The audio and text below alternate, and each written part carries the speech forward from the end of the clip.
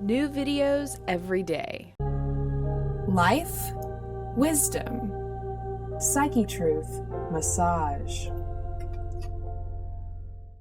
Okay, this is Athena Jezik, and we're going to take a look at what happens with the backs of the legs today. A lot of the sitting that people do, we're a pretty sedentary society, but the area that becomes kind of tight and shortened is the backs of the legs.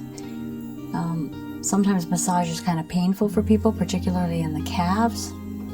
So it's nice to, if you're working at massage therapy, to be aware that that's part of the problem. So, get into those muscles and get some blood flow in them and have them become more pliable is a nice thing for the muscles, and also it just will feel better generally all over. Gets blood moving, it'll get muscles stimulated a little bit, and so I'm just going to go through a routine of the lower leg and upper leg. And what I do is I just start with my thumbs and come up the middle of the calf muscles.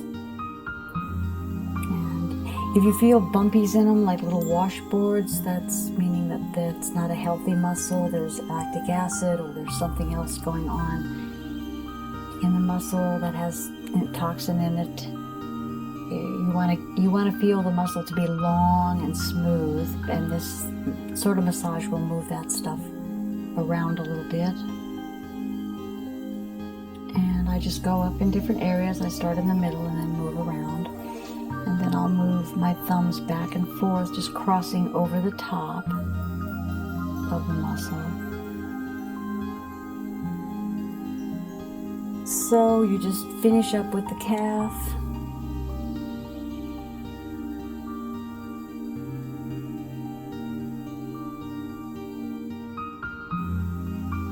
Working it up this direction. And then I come to the side again and knead it, kind of pick it up. My fingers are going down and picking up that muscle, but I'm not squeezing and pinching hard. That's something that is not necessary. So just pick it up and kind of work it. And then you can do a little bit of wringing when you get, like, moving it back and forth, making a bigger kneading. It's almost like you're wringing the muscle out. And then you can take another run up the muscles, and you'll usually find that if you do just that little amount, that they're much smoother now. There's not the ripply effect. They feel more pliable, they feel more movable, they feel healthier when they're moving and pliable.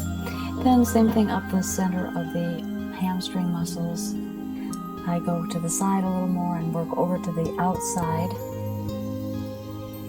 And when I get to the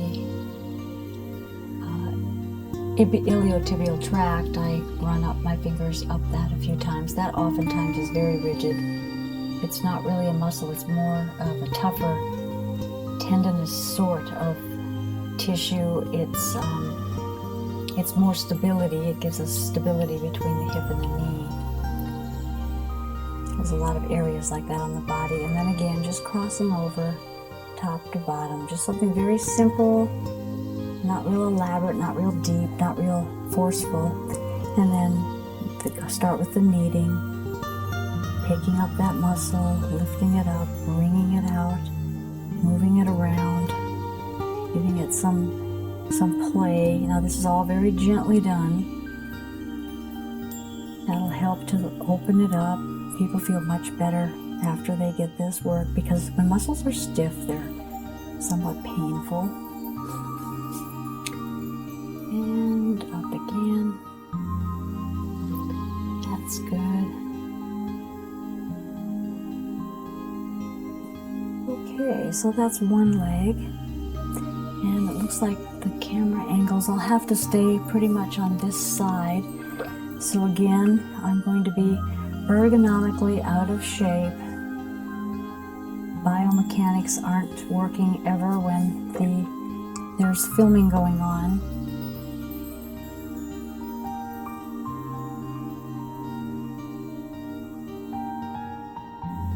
like I've been doing this a long time. And my body is still making it. A lot of young people don't last 5 years. So pay attention to the biomechanics. It is an important thing. But unfortunately, I can't really show you that when there's cameras. So here we are, going up the muscle, feeling very gently, but yet enough to make a difference. We're not just, brushing on the top of the skin. We're deep enough to give some effect. And then a crisscrossing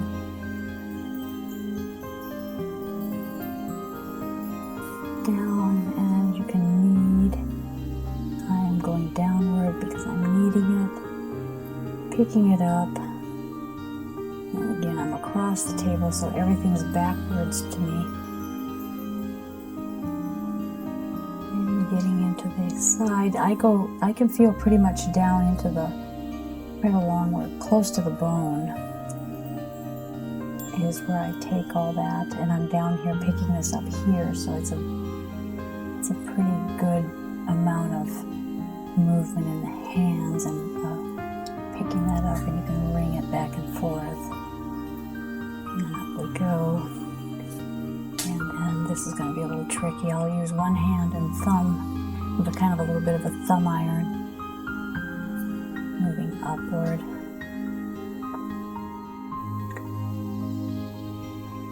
And here's the iliotibial tract.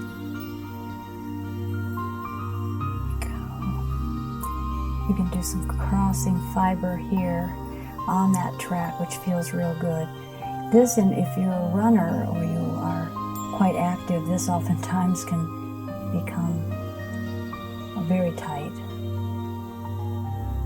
And so just work back down. Here we go. Cross. And up. Now this is something that you can't really do on yourself. It would be interesting if somebody could figure it out, but I think it would be a little bit tricky. So this is where you need like some kind of a partner or somebody who's willing to get in there and help you out if you don't have a professional to go to. And just be careful, be careful of what you're doing. And remember, stay away from any kind of pressure on the knee. You can very gently go the back of the knee.